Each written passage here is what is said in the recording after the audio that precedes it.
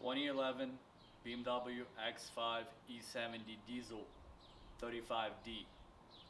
6 years with the car, almost 110,000 miles. Lots of miles put on the car. Some things have happened. Thought it's time to share with you guys and hopefully help you out by doing so. Let's get started. Alright guys, let's pop the hood and talk about those 5 things in a little more detail. Alright, so I'm gonna cover these in order of occurrence, and I'm gonna also tell you what I did to remediate it. So item number 1, you can't really see it, but I'll add a picture on how it looks, is the idler pulley bolt. Essentially, I was going on lunch break and I heard this crazy loud pop, and then my steering wheel got really hard, so I automatically thought that it was the drive belt that snapped, which it did. But the reason it snapped is because the idler pulley bolt snapped, idler pulley went flying, my drive belt went flying. Luckily it's a diesel, so I made it home without power steering, but I was able to make it home and get the new bolt ordered and replaced. It was 70 bucks for the bolt, no big deal. Later on I found out BMW recalled it. So make sure you don't have an open recall on the bolt before you go ahead and spend time and money on it. Alright, for the second item, I have to remove this cover and I'll show you a close-up of it. Apologies, engine bay is not the cleanest, but anyway, it was a throttle body actuator, which was not a big deal, not too terrible of a breakdown. Essentially, car started running a little rough, threw a code, something throttle body related. I went ahead and ordered a new one from Bosch because it was like half the price than BMW OEM. However, it was the same company that makes those parts for the BMW anyway. I never understood that, but anyway, it was right around $350 for the new part. Essentially pretty easy. Take old one out, put new one in, you're done.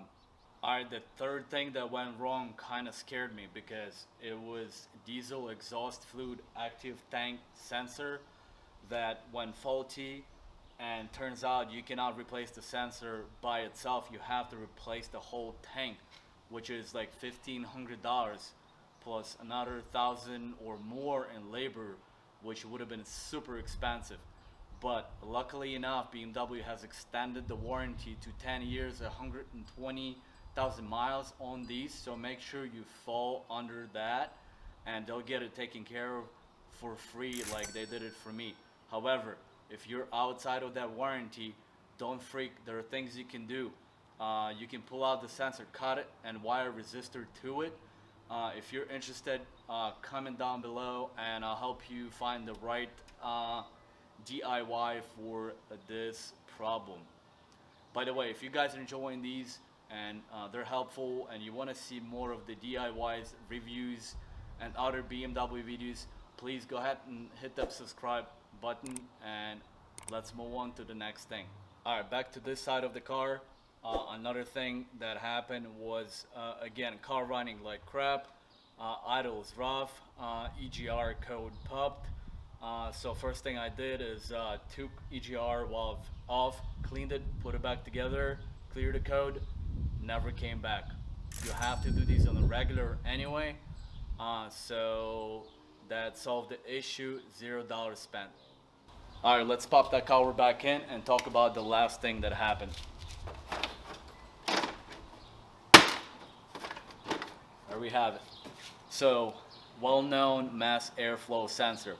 I actually had no idea. Wait a minute, code popped obviously, but that time I couldn't read it or something. I actually took it in and they said it was a mass airflow sensor, which was like $300 and something OEM. I didn't want to mess with it, just got it replaced. It was only like $50 to have the shop replace it. They also did a brake fluid flush and that was it. So I don't know, over 6 years, I think we come to about $1,000 at the car. A lot of things were under recall, a lot of things were under extended warranty. Another, let's just call it a bonus tip, with the diesel exhaust regeneration system installed and whatnot, there are codes popping out on a regular, but what the BMW master mechanic told me, that you have to drive it long distance, higher mileage, like 70 or 80 miles per hour for about an hour and a half on a regular, to keep the system regenerating properly, and then you shouldn't have any problems. So don't freak if you haven't driven in a while and something popped. Make sure just drive around, take it out on the highway, and you should be alright. Alright guys, that concludes this video. I hope it was helpful to you. Again, don't forget to subscribe. It really helps a lot, motivates me to produce more of this content for you. And as usual, I'll see you in the next one.